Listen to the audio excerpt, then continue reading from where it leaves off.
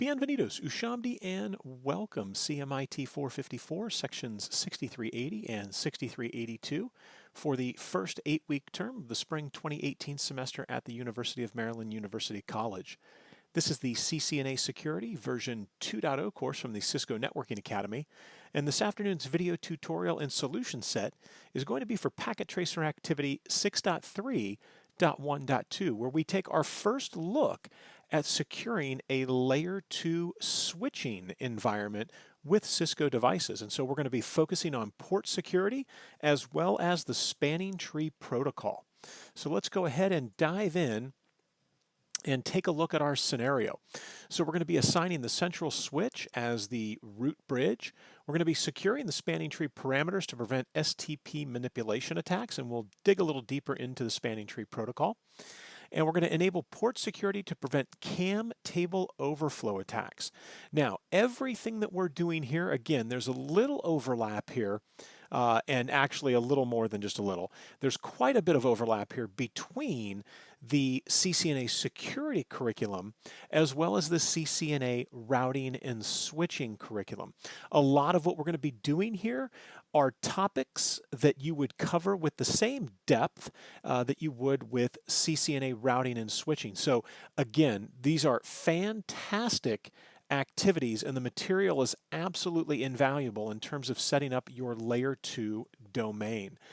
All right, so we've got the basic Cisco ENPA 55, the console password if we need to get logged in there, SSH if we need that information. So let's go ahead and scoot up here to part 1. So configure root bridge. Now, step 1 is determine the current root bridge.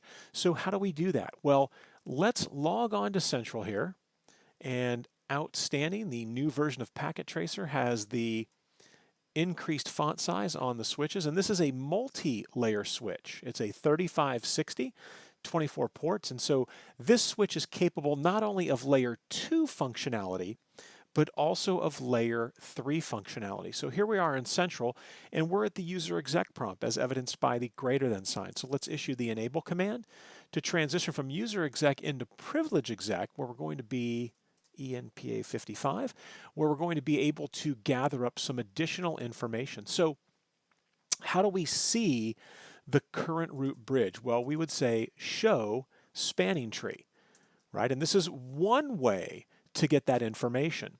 Now, we're clearly dealing, and let me make this a little larger here, we're clearly dealing with a single VLAN.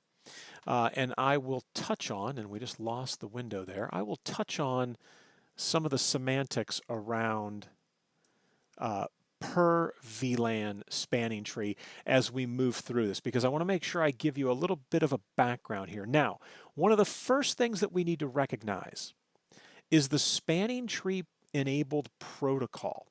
Now, you'll notice it doesn't say 802.1d here. It doesn't say per VLAN spanning tree. It doesn't say per VLAN spanning tree plus. It says IEEE. And so what that means, right, the significance of this line means that this is running legacy 802.1d as the protocol, as the spanning tree protocol. However, and this is extremely important, the original version of Spanning Tree, which is 802.1d, was all VLANs were in a single spanning tree. There was a single instance of Spanning Tree. And so what Cisco did was Cisco took the original Spanning Tree protocol, and which was 802.1d from the IEEE.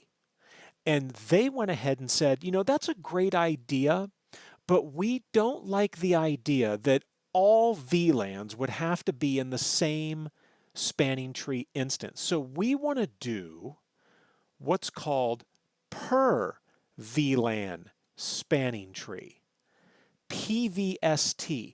So the protocol that is being used is 802.1d. The implementation on Cisco devices of that protocol is per VLAN spanning tree. Now, we're going to take this one step further because it's critical. I'm sure that you've seen reference to PVST plus. And so there is a minor difference between these two acronyms as they're written. PVST, which is per VLAN spanning tree, and PVST plus. And here's the difference. It's very straightforward and very simple. Cisco had a trunking protocol, and I said had because on newer devices this is not even an option. And it was called ISL, which stands for Inner Switch Link. And this was Cisco's original proprietary trunking protocol. In other words, this was the protocol that we would use, and I'll continue the drawing right here. We would use this between two switches, we'll say switch 2 and switch 1, and if I was doing a trunk, we could use Cisco's proprietary inter-switch link. In fact, when we talk about the dynamic, desirable, and dynamic auto modes, which we will get to when we get to the statement, it's in here somewhere, that you cannot have Portfast on a trunk port. And we'll talk about that. And Louis had a great post, excellent question, and there's a lot of misunderstanding and confusion around port security and trunk ports. And so we'll touch on that when we get there. So back to the discussion of PVST and PVST plus. So Cisco switches, going back to the 3550, would default to dynamic, and I'll just put DIN, dynamic desirable. And from a trunking perspective, what that meant was that when two switches were plugged into each other, they would both attempt to negotiate and establish a trunk link if the dynamic trunking protocol was dynamic desirable. And on older Cisco switches, the 3550s, and these are way end of sale, end of life, this was the default. Now, that is a huge security concern because if I plug two switches in accidentally, and they're both dynamic desirable, then they are going to form and successfully establish a trunking link. And they would first try to negotiate with the ISL trunking protocol. And if that negotiation failed, they would fall back to 802.1q. And then if that failed, they would then fall back to an access port. And this is another little piece of administrivia, so to speak, semantics that we will also talk about here because I do have a MacBook simply plugged into a port that by default that port was dynamic. Actually, it's a 3750, so I think it may be dynamic auto. We'll take a peek. But dynamic desirable was the default on legacy switches, and so there was a lot of complaining about the security implications of that.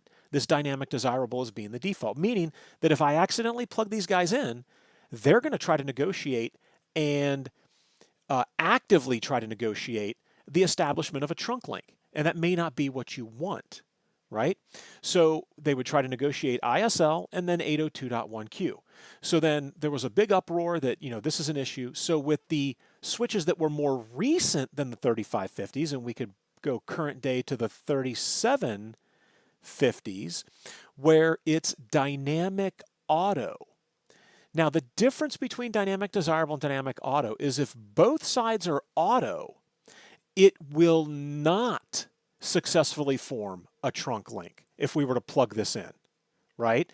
If it's dynamic desirable on one side or both sides, it will form a trunk link. Right? It will actively negotiate for the trunk link. And so the analogy I like to use is if both sides are dynamic auto, it's like both switches saying, yeah, I could be a trunk link, but dude, you got to start the negotiation first. And so if both sides are saying, dude, you need to start the negotiation first, and neither side actually does that, then they'll never form a trunk link. But with dynamic desirable, think of it as the two switches saying, dude, let's be trunk links. Let's be trunk links. And as long as one side is desirable of being a trunk link, they would successfully negotiate to become trunks. Now, the encapsulation is either ISL or 802.1q. And again, this is on older switches. And so initially it was PVST for ISL trunks and PVST plus if the encapsulation was using 802.1q. And that's all that plus sign means, right? Now, there are some additional technical details behind this with the MAC addresses being used and things like that, well outside the scope of a CCNA security course. But again, to recap, this is the legacy original implementation of the Spanning Tree protocol that Cisco then took and said, yeah, well, we don't want to do it with everybody in one VLAN. We want to do per VLAN spanning tree so that every single VLAN has its own instance of spanning tree, and I'll show you that, right? And if you were using ISL as your trunking and cap, it was PVST. If you were using 802.1q, which is now the default on current Cisco hardware and the recommended best practice because it is industry standard and it is interoperable between Cisco devices and Arista, Cisco and Juniper, Cisco and HP, right? And if it was 802.1q between Cisco devices, it was PVST plus, right? Was Cisco's implement their secret sauce, right? And to give you some history, the IEEE is where a lot of things are standardized, and a lot of those standards are Cisco creations. In this case, that was not true. So the creator of the Spanning Tree protocol, her name is Radia Perlman, and to put a picture with a face, if we pull this up here, Network Collective, these are some of the best podcasts ever. And they last for 35, 45 minutes, maybe an hour. And they bring on some legends in the networking industry. Russ White right here in the lower left-hand corner of this top image is basically one of the best networking engineers out there. I think he works for LinkedIn right now. But in terms of ISIS, OSPF, if you Google his name and look at some of the books that he's written for Cisco Press and other publishers, it's these blogs, these podcasts are literally a who's who of the legends in the networking industry. And this is Radia Perlman right here in the lower right. This will be the most educative 37 minutes that you watch, and it's all on Spanning Tree. How she came up with the idea, the politics behind what was going on, what she was working at DEC, Digital Equipment Corporation, which is not even a company anymore, right? They were bought up by Compaq, and then Compaq got bought up by somebody else. So great blog. It's just networkcollective.com. And again, I mean, BGP, Tony Lee, the gentleman here on the lower left, was involved from the very beginning with the Border Gateway Protocol. And so they've got him here for just about 40 minutes of absolutely invaluable historical perspective on the protocol and how we got to where we are today, right? So this is all on Spanning Tree. I highly recommend this to get a great understanding of the history of the Spanning Tree protocol and why we have the Spanning Tree protocol and what problem Radia was trying to solve.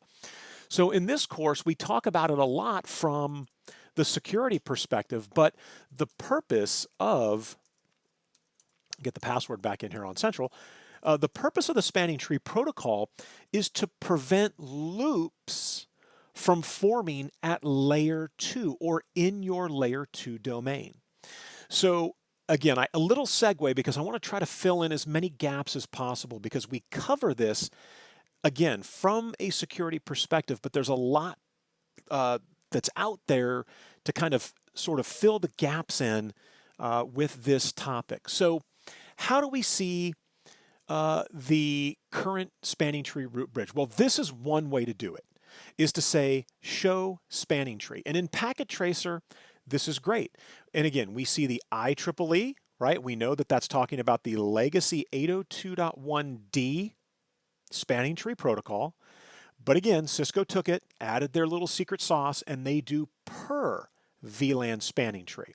And there's a command I'm going to run on some real Cisco switches, a couple commands that'll give you some additional information. So the root ID and then the bridge ID. So what are these two things? Well, the root ID indicates the root bridge's MAC address. And here is the MAC address of the current root bridge. And we see the bridge priority of the root bridge. Now, by default, all of the devices, all Cisco switching devices, by default, the spanning tree priority is 32,768.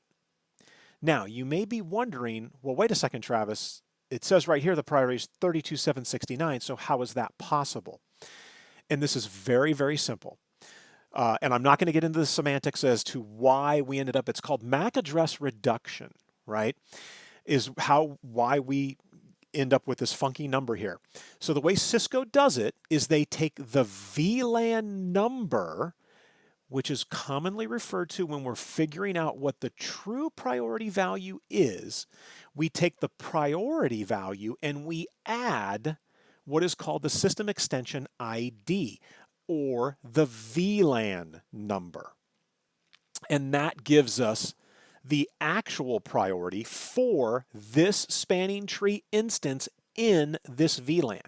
So again, by default, the priority is 32,768 by default, but you have to add in the VLAN extension, or I'm sorry, the system ID extension, which is the VLAN number, right? And that's how we get this. So if you're seeing these two numbers and saying, whoa, wait a second, what's going on here? That's how you get it. In fact, this is a great moment here to let's segue off to some real Cisco hardware. Now, you can see this is a Cisco 3750 switch, right? If I go into privilege exec mode here and let's configure, and we're just going to call this, say host name, switch 1, right? So from privilege exec, if I say show spanning tree, right, you can see we've got quite a few interfaces that are listed down here, and that's okay. But again, we see VLAN 1, and the priority is 32,769. I see the MAC address of the root bridge, of the spanning tree root bridge. And it's from this election, right? Whomever is elected the root bridge, it is from there that the layer 2 topology will be built out, and we'll be drawing that out on the other screen here shortly. Now, we get to bridge ID. Well, this is interesting. Take a look. What do you see between the root bridge ID and this switch's bridge ID? And the reason you see the term bridge used all the time is that switches used to be called bridges. And the difference, or one of the differences I should say, is that bridges did everything in software, whereas switches do it in hardware. And that's the difference. But as an artifact, you'll see the term bridge everywhere. Know that what we're really talking about, because we're on switches, bridges aren't used anymore, right? I'd be shocked if you found a bridge in a production environment somewhere. You're using switches because switches are doing everything in hardware, not in software. Okay, so we see that we have these two values that match up, and all this tells me is that this bridge, and this is the switch that we're on right now, switch number, what do I call it? Switch 1. This is switch 1, right? Switch 1 is the root bridge. And that's how you would confirm that this switch is the root bridge. So let's go back to our configuration over here. And we'll change out to this window here. So we ran that command and we saw that the bridge ID, and I'll put BID, the root bridge ID is not the same as this switch, right? So it means it's either that switch or that switch or this switch or that switch, right? Routers for our course and for the context of our discussions are not running the Spanning Tree protocol. Remember, Spanning Tree is a layer 2 feature. It is not a layer 3 feature. It is a layer 2 feature, and it's to prevent loops. in the layer 2 environment. Because one of the significant differences with layer 2 and layer 3 is that frames, right, that have those MAC addresses in them, when they're floating around here in a layer 2 environment, if they start to loop, what is the maximum hop count for a frame? What is let me rephrase that. What is the TTL value in a layer 2 frame? The time to live value.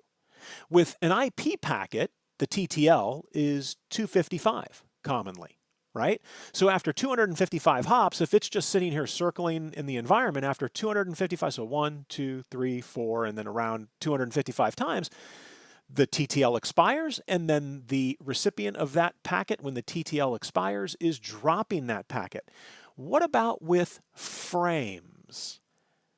What do you think the TTL is with a frame? Exactly. There is no TTL with a frame. And this is how we end up with MAC address table, with broadcast storms and frames basically flooding through the network endlessly, chewing up all of the CPU resources on the switches. Right? And so this is why Spanning Tree is so critical in environments, is because frames do not have a time to live. They will live on for infinity if they don't get to their destination. And that is not what we want. And they will endlessly loop around the environment in some instances. So that is why we need to make sure that we are using Spanning Tree. Right? And that's what Spanning Tree solves. So we know that that switch is not the root bridge. Well, let's go ahead, and it looks like this may be teed up here, and we're not the root bridge now. It says assign 1 as the secondary root bridge. Okay, so they want us to set the command immediately, but the question is asked, determine the current root bridge. Well, let's make that happen here. Let's jump onto the central switch. We know that the MAC address of the root bridge ends in 9058. So for me to find out who that is, and we're going to have to get on all 4 of these guys eventually, so we might as well pull them up now. Let's jump onto this switch, and we'll go from user exec to privilege exec with the enable command, Cisco ENPA 55, and we'll say show spanning tree. Right? Is this our root bridge? And we got lucky, right? So as you can see here, do these MAC addresses, the MAC address that this switch says belongs to it, and the root bridge MAC address, they match. Now, this is one way to find the root bridge, right? And this is one command. I can say show spanning tree. If we go back to these real Cisco switches, I can say show spanning tree, and let me give you just a taste of, whoops, I did not want that. So we wanted to do show spanning tree, and I want the question mark, and I want to see, there we go, the different options, right? So there's lots of different options. So I can say show spanning tree root, and that's going to show me some information here for VLAN 1, and it's going to show me the root ID. It gives it to me in a little more condensed format. Now, important is that it shows me the root port.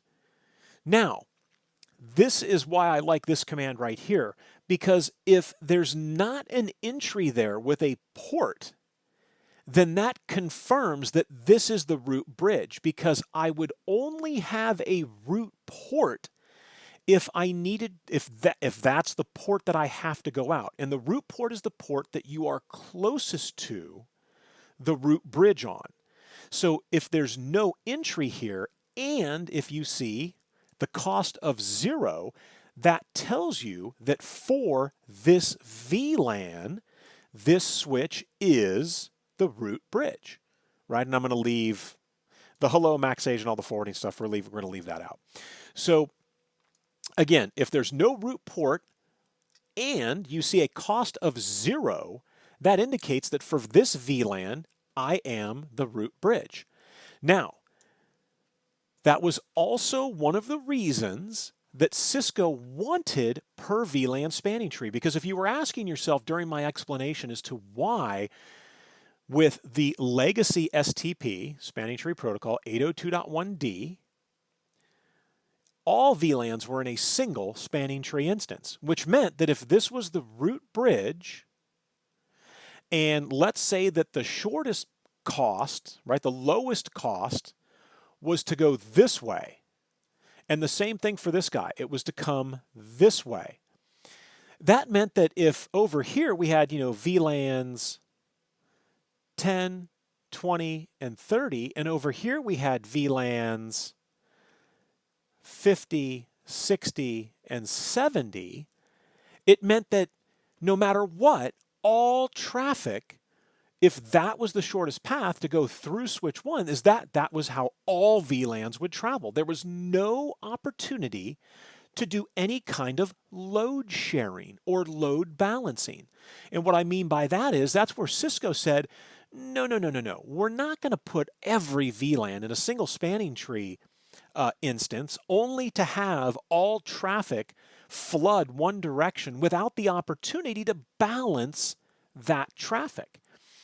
And so with per VLAN spanning tree, and I'll use these two guys as our example, I could say that that switch is the root bridge for VLAN, and I'll change the numbers here, for VLANs 5, 10, and 15. And so all of the 5, 10, and 15 traffic would go this way for VLANs 5, 10, and 15. And then, let me switch colors. For VLANs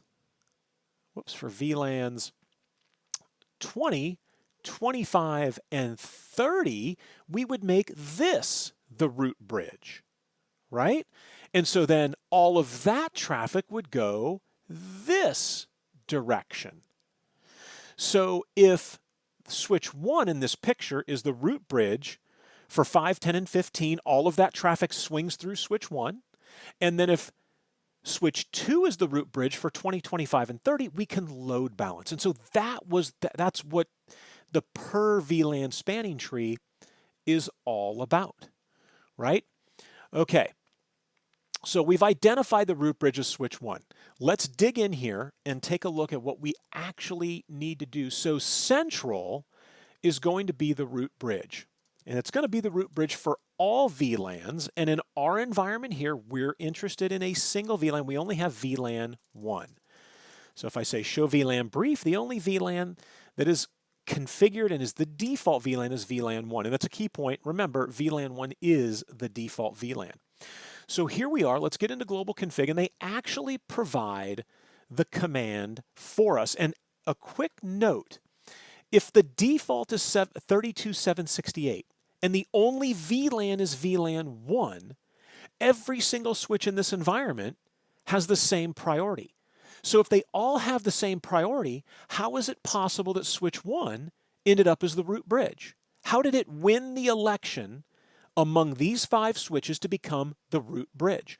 And the answer to that is, if the priority is the same, 32.768, for the VLAN in question, and again, remember, if all switches have that VLAN, they'll all have the same priority value. So we set the priority to, or the priority is automatically defaulted to 32.768. How does it decide that switch 1 out of those 5 switches is going to end up as the root bridge? And the answer is the lowest MAC address will win. So this was the lowest MAC address, and I think if we pull this up, we may still be able to see. Oh, there it is right there. So you can see here on this bridge, it was 00 delta 0. Whereas on switch 1, it's 0009. So this is lower than central, and since we're going to need all of these guys up here eventually, let's pull them all up. And again, key topics, right? Because I'm sure you're asking yourself, well, how do we know that this is going to be the root bridge? So show spanning tree. So 000 alpha, right? 9 is lower in hexadecimal than A. A is equivalent to the decimal 10, right? And so 9 hexadecimal is a lower value than A. So that's why it was elected over central. That's why it was elected over switch 2. Let's pull up switch A. And we'll talk about this here. We'll get into Cisco ENPA 55 and show spanning tree. 0, 0 echo, right? So switch 1 had 0 in that position, so it's still lower. And then finally switch B, and we pull this up and we say Cisco ENPA 55 and show spanning tree and 6, right? So no question that switch 1 has the lowest MAC address, and that is the tiebreaker. Remember, with spanning tree, there's one constant, and this is what I always use to remember. Lower is always better, and there will never be a tie. So remember that when you're dealing with spanning tree, lower is always better, and there will never be a tie. So this is asking for us to, where are we at? Yeah, make central the root bridge for spanning tree and for the VLAN that we're looking at, which is simply VLAN 1. Now, I'm going to say spanning tree VLAN 1 root primary. So this is one way to do it, and this is called a macro. And the reason it's a macro, and I'm going to show you right now, the reason that this is a macro is because it's actually behind the scenes running a specific, it's looking at the environment that's out there, listening to the bridge protocol data units that are being exchanged, right, or that have been exchanged, determining what all the priority values are. So I say spanning tree VLAN 1 root primary. Now when I say do show span, take a look at what has happened here. What is, and you can see that now the bridge priority, so this local switch has a bridge priority of 24577. It is now lower than all of the other switches, which are still 32768, right? And then you add in the VLAN 32769. So you can see here, this local bridge, that's the MAC address, and now the root ID is the same MAC address. And it says this bridge is root. And we see the same thing over on a real Cisco switch. So let me say show spanning tree, and we see the same thing. This bridge is root. Now, the bridge that is not root, which I think is this one here, show spanning tree, and I'm hoping it's this one here. And no, it is not this one here. So it's another one of these. It's definitely not that one. And it's not that one. I may not have, or actually, I'm sorry. I had a whole bunch of tabs. We could have moved over there. It's this guy right here, I believe. Show spanning tree, is that right? 6680, there it is, yeah. So as you can see here, right, this guy sees the other switch as the root, the switch that we were on here, sees it as the root.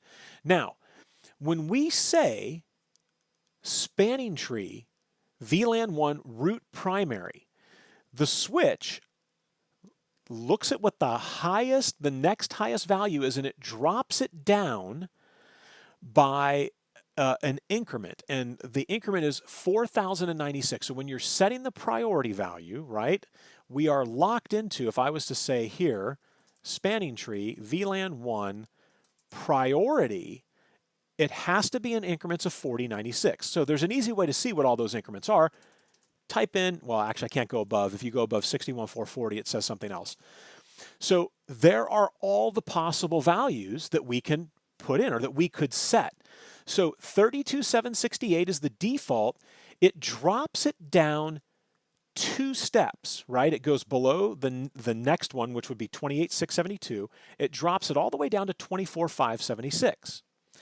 And it does this behind the scenes because I can manually run that exact same command. I can say spanning tree VLAN 1 priority, and I could say 24576, right? And if I hit enter right now, that switch 1, which was already, do show spanning tree, was already the root bridge, is still the root bridge, but look, the priority value has changed. So there's a macro, which is what we used here, and then there's the manual way of doing it, which is saying spanning tree VLAN 1 priority, and then putting in that priority value. So just know that you can do it both ways. And if you do it with the macro, it will drop it 2 steps below the next highest value if everybody's at the default 32.768. When you get into the lower ranges, it doesn't function that way, right? Because what I could say on this switch right here, and so this guy's 24.576. If I went over here to the switch it's connected to, and I said in global config, spanning tree VLAN 1 priority 0, who's going to be the root bridge? Well, let's find out. Do show span. Whoops. And this is, if you guessed this switch is taken over, you're right. This switch is taken over. Because as soon as I set that priority to 0, that is the lowest possible value. And so the Cisco best practice with Spanning Tree is your root bridge for the VLANs for which it is the root bridge always has the priority set to 0. The secondary root bridge for those VLANs, for those same VLANs, the secondary root bridge, or the switch that's going to be the backup, is set to 4096. And those are the values that you want to set. You do not want to leave it open for this macro to take over, right? So hard code those values. All right. So now we see that this is the switch. Let's go into, let me pull this back so that we can maneuver without shrinking it. So we've set that up. Which switch is the current root bridge? Well, we know the current root bridge was switch 1. We've set central to be the new root bridge. Now it is the root bridge. So based on the new root bridge, what is the resulting spanning tree? Draw the spanning tree topology. So here's how we would draw the spanning tree topology. And this goes into a great conversation. On the root bridge, and again, we're only dealing with a single VLAN. On the root bridge, all ports participating in the layer 2 switching domain, which is this topology we're looking at right here, are designated ports. All switches that are not the root bridge, their lowest cost path to get to the root bridge is a root port, right? So that's the root port, and this is the root port for VLAN 1 because that would be the lowest cost. And the cost is based off of the interface type, and there are values associated. So fast Ethernet is slower than gigabit Ethernet, is slower than plain old Ethernet, and then plain old Ethernet, 10 megabits a second, is slower than fast Ethernet, 100 megabits a second, is slower than gigabit Ethernet, which is 1,000 megabits a second. And so there'll be associated values. And so these would be the designated ports. These would be root ports, right? And so then it would be from this switch's perspective, is it easier or is it a cheaper cost to go this direction? Or is it cheaper to go that direction? Hop count is not used. So it's not that you look at this and say, oh, well, it's 1, 2 to go this way, and it's 1, 2 to go this way. It's going to load balance. No. In layer 2, right? Layer 2, not layer 3 with IP packets, with layer 2 frames, there is going to be a lower is always better, and it is going to go one direction or the other. And it's all based off of that cost. And this switch here, he asked the same question. Which port is my root port? And then there will be ports that go into the blocking state, right? So he'll say, which port is my root port? Which is the shortest way to get to the destination, to the root bridge, and that would be my root port. And so how do we see that? Well, the command that I showed you earlier, show spanning tree root, that is the command to run. And spanning tree packet tracer, if I'm not mistaken, I think we are going to be disappointed here. I do not believe Cisco ENPA 55. I do not believe show spanning tree root, not, let's say show spanning tree. And in fact, let's say show span question mark. What does it support? Interface summary, VLAN, let's see, detail, I don't think, and actually, it's a lot, and you can see it's a lot easier to see that output. Yeah, so 23 and 24, those are the two ports. So here we go. Port path cost is 19. Priority identifier, designated route address, designated bridge 32769. The address. And that is not currently correct. Designated path cost. So we look at these two ports right here. Whoops, sorry. We look at these two ports and you can see it says is designated forwarding is route forwarding. And I was hoping that there was going to be something else in here. And so it looks like we're using, and wait a second. I don't think that's using gig ports. Whoops, did I jump on the wrong switch? Which one did I get on? Yeah, I apologize. I thought I was on one of these switches down here, switch A. So let's jump onto switch A. Helps if you're on the right piece of equipment, PA55. Whoops, Cisco ENPA 55. And when we say show spanning tree, if I say detail,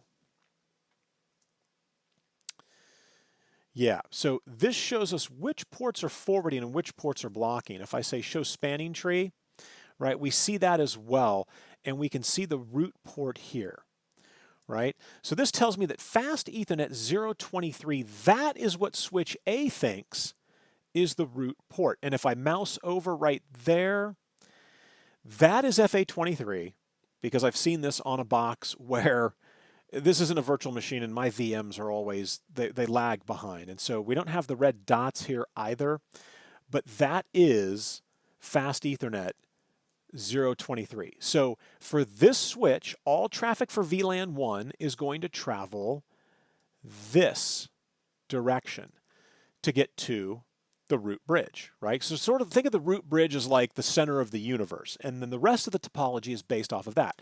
So let's come over to switch B, and let's see who switch B believes is the root bridge, or the root port, and how is it going to get there? Cisco ENPA 55.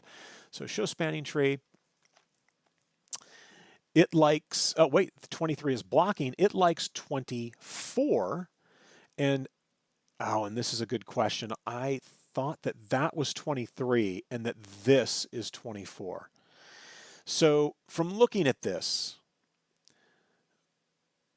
my guess is, and again, I apologize that that is not lighting up or highlighting right there. So this is the topology, and I know I've seen this diagram before. That is for this switch here, that's going to be the spanning tree topology, right? The other ports will be blocking because the ports that are not the designated, or they're not the root port. So that's a root port, and this is a root port, right? And so this is a root port, which means that this would be blocking, and we saw that. It says alternate blocking. And this is the root port because it's the closest, and this would be alternate blocking. And this is how Spanning Tree controls loops in the environment. And so that's blocking, that is blocking. If this end is blocking, right, this is going to be blocking, or could be, I'm sorry, could be a designated port. I don't want to go too deep down the rabbit hole here. I think we've strayed enough. So again, that is how you lay your environment out, but this is the spanning tree environment, is that all traffic is going to flow that direction. So let me clear this here. And again, I'm making the assumption that this is fast Ethernet 024, that that's 24 and that that is 23. Okay, so we'll pull this back here. Let me pull this one back here as well so that we don't have to move back and forth all the time. Okay, so here we are. We know the root bridge. We know the topology. So we're going to secure the spanning tree parameters to prevent manipulation attacks. And so we're going to enable Portfast on all access ports. And so you can see an access port is a host-facing port. And a host could be a server, it could be a VMware box, it could be an IBM, AIX server, it could be a Windows server. The key is, it could be a PC, right? A desktop PC. The key is it's facing a host, not another switch. You never want to enable Portfast on a switch port that's facing another switch, because Spanning Tree transitions through states that negotiate and ensure loop freedom in your layer 2 domain.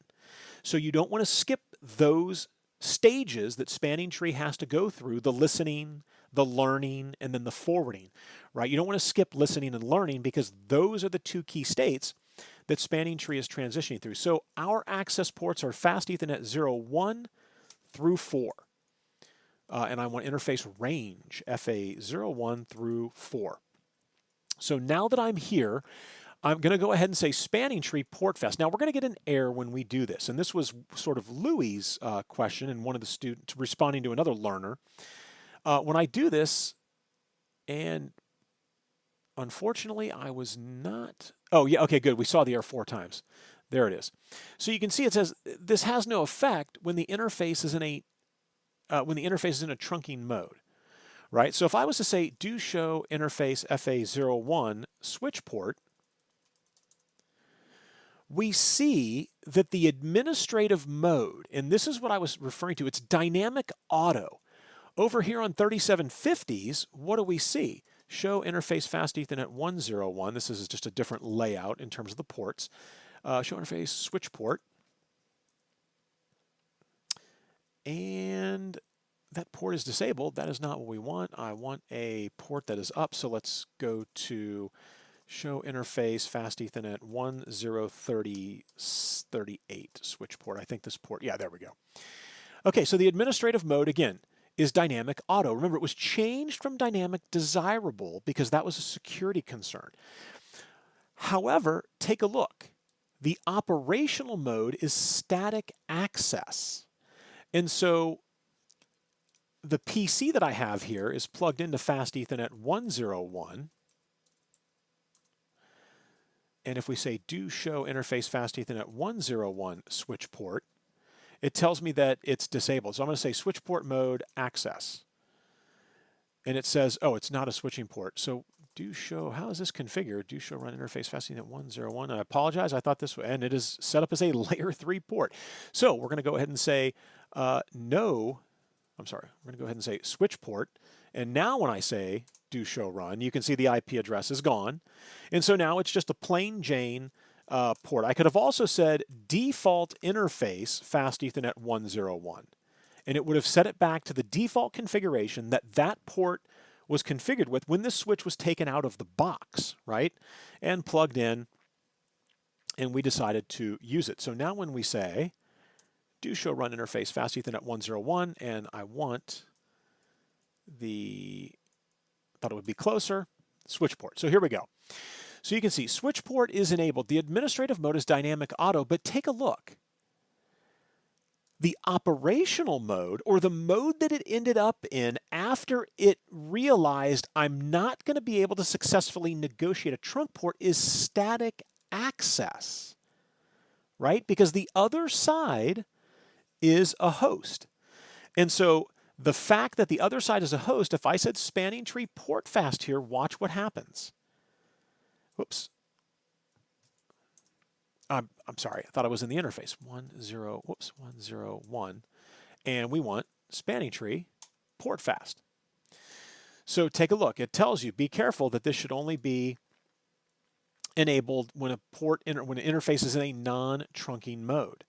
So if we say do show run interface Fast Ethernet 101, you can see it says Spanning Tree Portfast. And the port shows that it is in the static access mode, right? So what if I go to a port that is not an access port? So do show run interface Fast Ethernet 1043. Yeah, and then we'll do switch port, and let's make sure I want to show run. Do show interface. And that's static access as well. And I thought that these guys were connected together. Do show IP interface brief, and I could be mistaken here.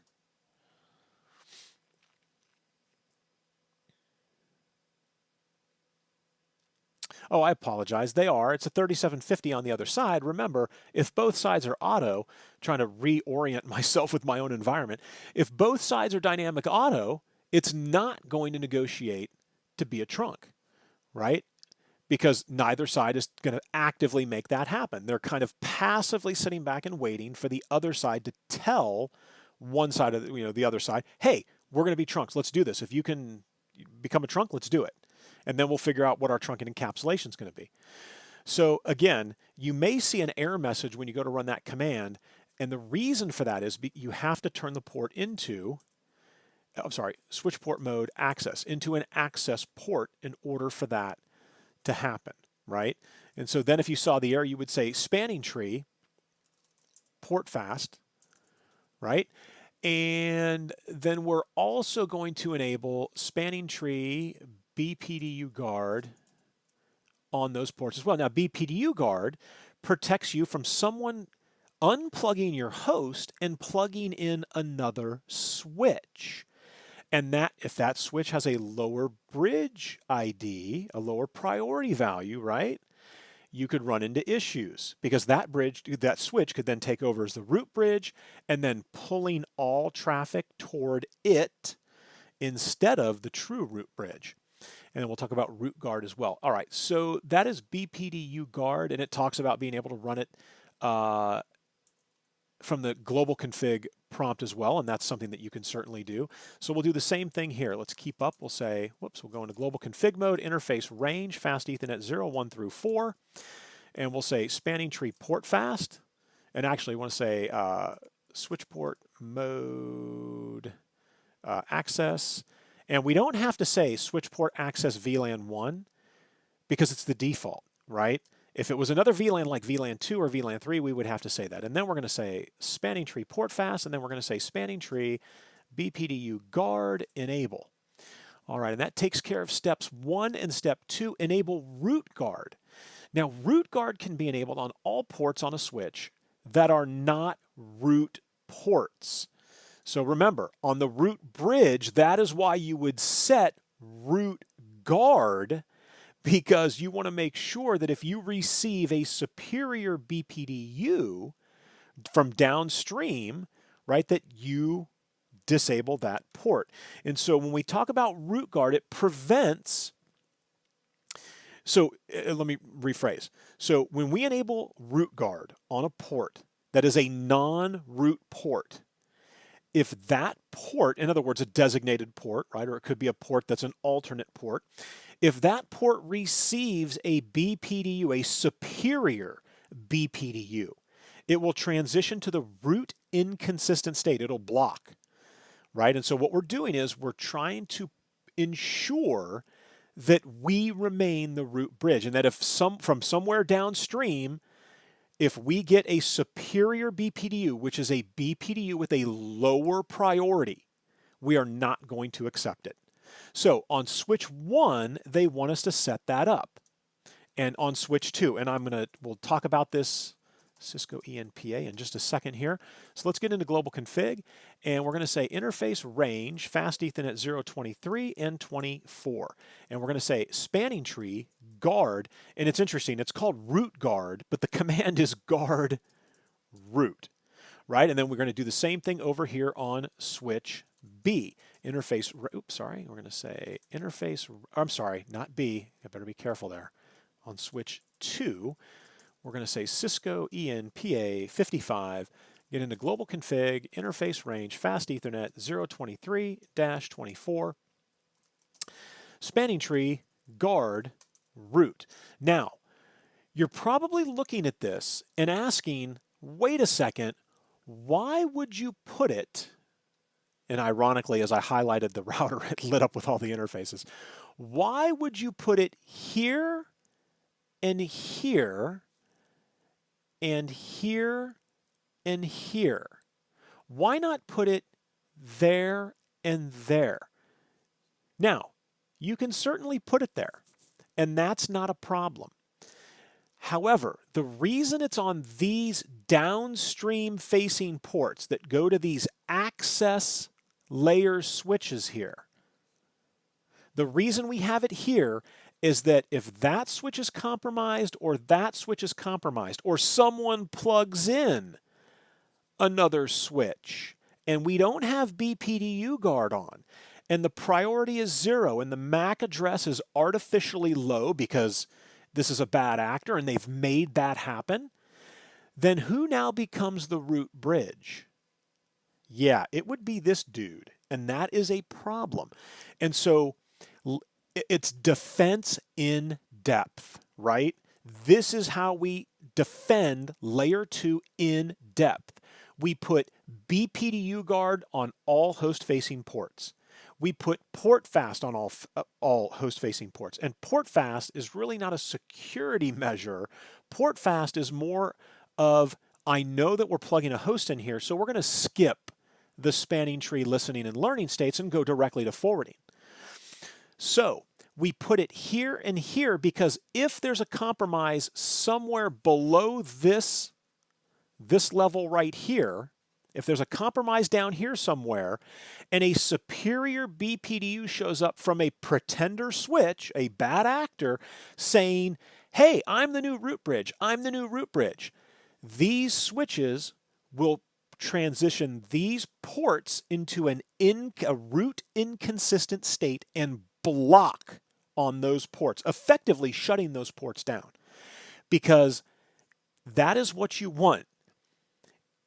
In extreme situations where that happens, it could literally take your entire, this could take your entire domain down anyway.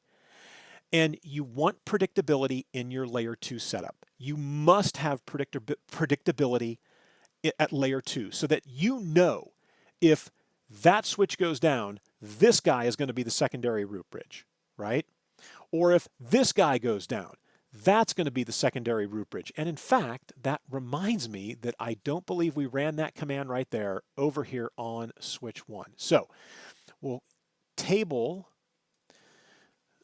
and leave that conversation where it's at. And let me get on here and say spanning tree, VLAN 1, and this is using the macro, VLAN 1. Yeah, it is. Root, secondary. Now, this is a little unorthodox, the way that this is being done, that we're making that switch the root bridge. Typically, it's 2 switches like this, and then those would connect into a layer 3 switch, but this would be the primary root bridge, and this would be the secondary root bridge, and then you could load balance across the 2, right? So, but that's a CC design, CCDA DP discussion that you can have. And so we are back here to spanning tree guard root, and that's why we put root guard on those ports, and we did that on switches 1 and 2. All right, so now we're down to port security, and then we're going to disable unused ports. So for this, we come down to the access layer. Now, we already know that fast Ethernet 01 and 04, these are the host-facing ports. So how do we tackle this? Well, port security is interesting. You have to say switch port security all by itself. You have to have that command by itself in order to have this work.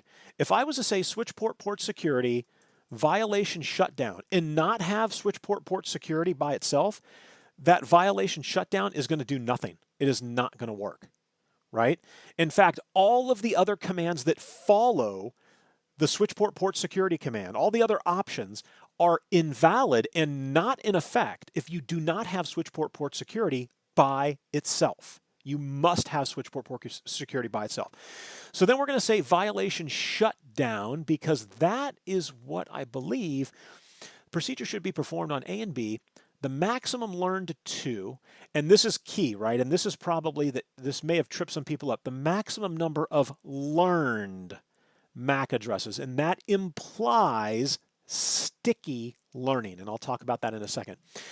And shutdown. So I'm going to say switch port security violation shutdown. I'm going to say switch port security maximum, right? Maximum number of MAC addresses allowed on this port, and we're setting it to 2. Now, I think that they set us up here for this conversation, right? So here are the 4 ports we configured. And you know, here we are as a learner, and we enter those commands in because those are the commands that we've seen, and we say, yep, we've got the maximum of 2. I've got switch port security by itself to turn it on. And hey, wait a minute. Where was it at? Yeah. Oh, and did I put sticky in there? I need to add sticky in here too. And so it says, yeah, so violation is shutdown. Well, wait a minute. Where is that? Why is that not here? Well, that's funny. Okay, well, maybe I didn't type that in. And I'm just kind of, you know, this is role playing. You know, as a learner, you say, okay, well, I swear I typed in, not spanning tree, sorry, switch port security, violation, shutdown. And then we noticed, you know, hey, I missed switch port security, MAC address, sticky, right? And that's going to learn whatever gets plugged into that port, the switch is automatically going to learn the MAC address. So then I say do show run again. And we take a look, and I see, okay, great. Okay, yeah, I got the sticky. There's my maximum of 2. Port security is on. Wait a second. I know I'm entering that command. So why is the command not showing up? And this, again, this is one of the trickier things with Cisco, right? The reason it's not showing up, violation shutdown doesn't show up, is because that is the default. And it gets tricky. And that's why I think that the reason that they said put the maximum number of MAC addresses at 2 is because what do you think the default is? If I said switch port, if I don't say switch port security maximum 2, what is the default? Yeah, the default is 1. The default is 1. And in fact, if I clear that, and let's come back to where we've got control of the screen, if I go over here to the trusty switches that we have over here, and I get into privilege exec, and I get into global config, and I go into interface fast Ethernet 101, and I say switch port security, and it's a dynamic port. So we'll say switch port mode access. So switch port security, and then I say switch port, what was I just talking about? I lost my train of thought there. Switch port security, and we were talking about, yeah, the violation. Switch port security, violation, shutdown. I'm sorry, we're talking about the count. I apologize. If I don't say anything else, when I say do show port security, interface fast Ethernet 101, what's the maximum number of MAC addresses? 1. That is it. And what's the violation mode? We put in shutdown. If I didn't put it in there, it would say the same thing, and we would see that same thing over here.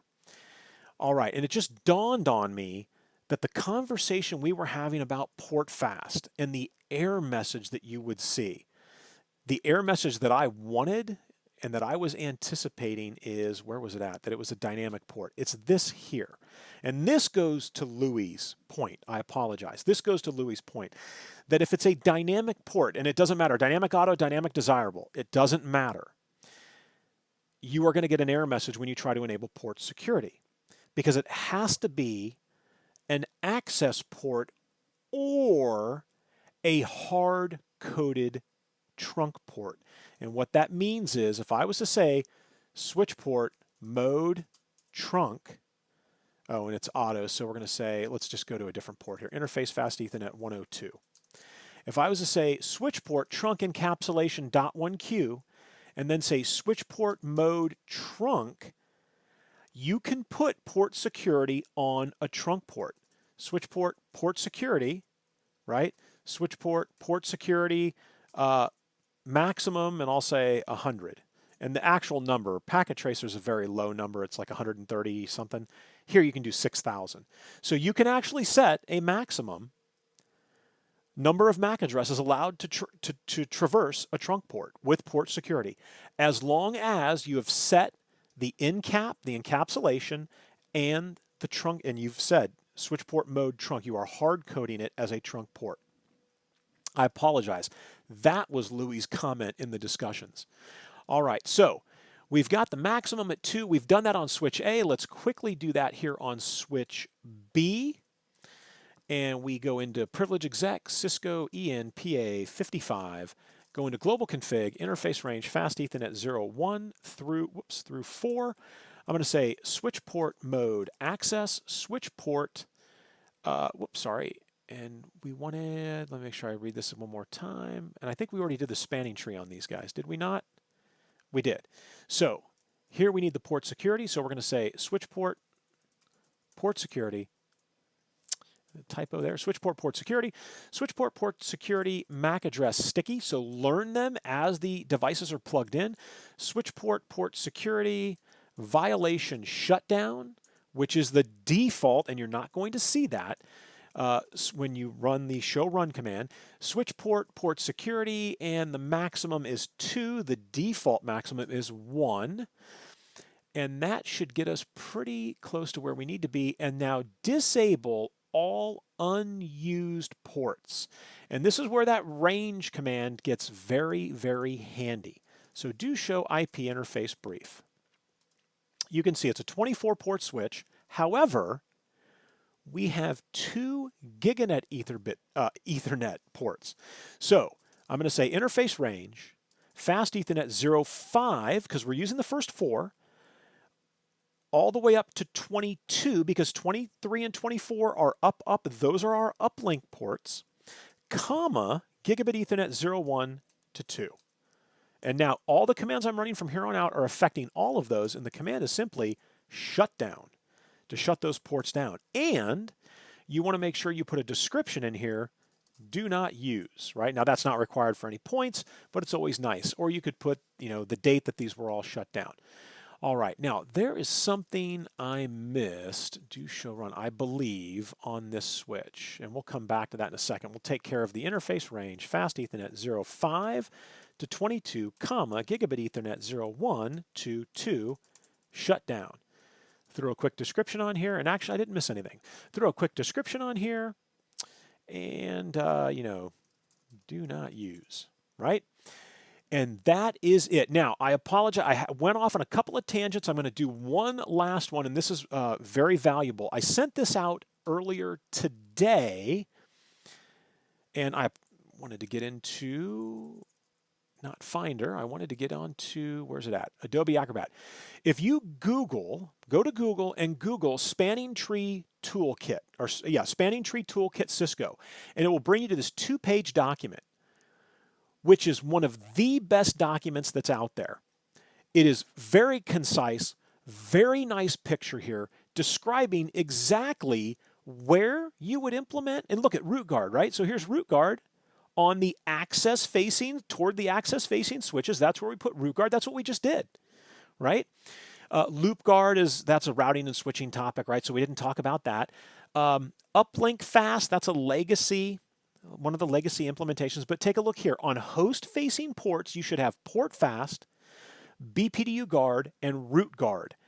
BPDU filter is not something that you would want to put on the host-facing ports. And again, outside the scope of our conversation, but as you come down here, it talks about each of these Spanning Tree tools that are in the Spanning Tree Toolkit that you can use to secure your layer 2 environment. And then finally, the last thing was the link I sent out. These 2 videos that I've done up right here, right? So if you were to come onto my YouTube channel and take a look at these 2 videos, these were just done in the fall of 2017.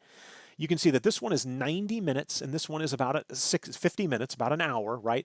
So, and this is deep dive into Spanning Tree, very similar to what we just did here, but a much deeper dive from a routing and switching perspective. And we go over a lot of Spanning Tree information. So come to my page, look up RPVST Plus. It should bring you to this video right here. Or you can come and take a look at this video. And this one deals with legacy Spanning Tree and Cisco's implementation. And this one deals with the 802.1W rapid Spanning Tree protocol. And you can see here that is Cisco's implementation of the standard protocol, which still to this day, RSTP, all VLANs are in one big Spanning Tree instance. And Cisco said, nope, we want to be able to do load balancing. We are going to do rapid per VLAN spanning tree.